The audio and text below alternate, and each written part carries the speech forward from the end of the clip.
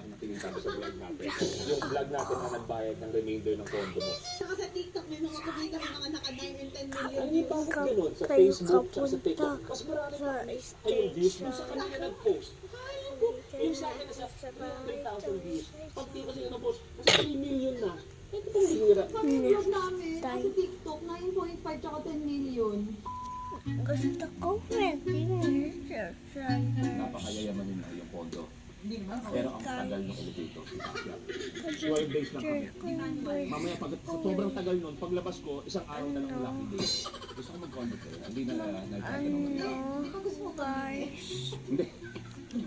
Mag-video guys. Ang original concept niya, mag-linis. Di ako naglinis. Wala na akong iniisip ngayon. Napagod ako sa yung lucky day. Lahat ng gap, nandun ako. Lahat ng gap, nandun ako. Minsan nga, nandun ako sa kabilang set, parindiwan ko nandun pa sa main stage. Sabi sa kanya, Kuya Luis, ang ganda ng It's Lucky Day. Napaiyak ako, nabilib ako sa sampalan. Napaisip ako kung may nagsampalan ba nung unang gap pa lang. Ang favorite ko yung Inday Bote, yung dumating yung mga alien.